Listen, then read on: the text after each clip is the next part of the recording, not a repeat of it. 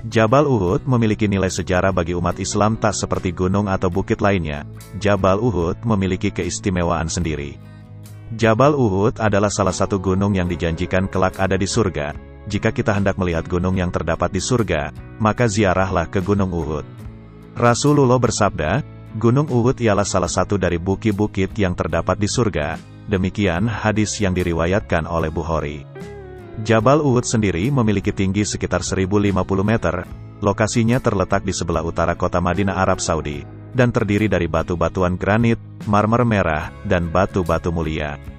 Gunung yang menyimpan sejarah ini memang tampak seperti gunung yang menyendiri, tidak tersambung dengan gunung lainnya, karena itu namanya Jabal Uhud, yang berarti gunung yang menyendiri.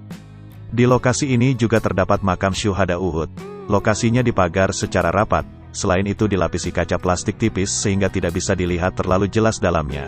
Tempat ini merupakan pemakaman bagi sahabat Rasulullah yang gugur pada pertempuran Uhud. Di lembah bukit ini dahulu pernah terjadi perang dahsyat antara kaum muslimin berjumlah 700 orang melawan kaum musyrikin Mekah dengan jumlah yang tak seimbang. Mereka menyerang dengan tentara tak kurang dari 3.000 orang. Perang ini terjadi pada 15 Syawal 3 Hijriah, yang terkenal dengan nama Perang Uhud. Dalam lembah yang berada di kaki Gunung Uhud, pernah terjadi sebuah perang dahsyat antara kaum muslimin yang berasal dari Madinah, yang dipimpin Rasulullah, dengan kaum musyrik dari Mekah. Jumlah pasukan kaum muslimin yang ikut berperang awalnya ada 1.000 orang, tetapi ada sejumlah orang-orang munafik, yang ikut berperang mengundurkan diri, dan kembali ke Madinah. Jadi total pasukan yang dipimpin sendiri oleh Rasulullah berjumlah 700 orang, sementara musuh terdiri dari 3.000 orang musyrikin Quraisy. Terjadi pertempuran hebat dalam peperangan tersebut, kaum muslimin sebenarnya telah mendapatkan kemenangan dan kaum musyrikin pontang-panting. Namun para pemanah yang berada di atas Gunung Arima tergoda melihat barang-barang berharga yang ditinggalkan oleh kaum musyrikin, dan akhirnya para pemanah ini meninggalkan posnya. Mereka turun dari bukit, hingga lupa pesan Rasulullah agar mereka tidak meninggalkan bukit tersebut.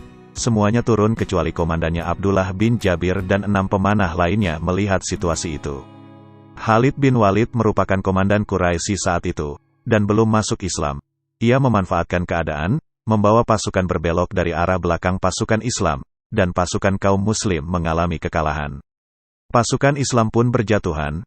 Perang ini menggugurkan 70 sahabat Rasulullah, termasuk 7 pahlawan Uhud yang paling membuat Rasulullah terpukul dan sedih, yakni gugurnya sang paman Hamzah bin Abdul Muthalib.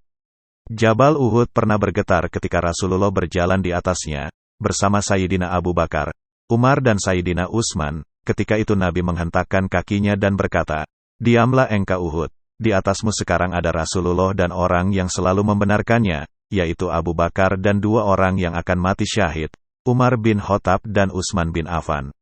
Seketika itu Gunung Uhud pun diam, mentaati ucapan Nabi Muhammad.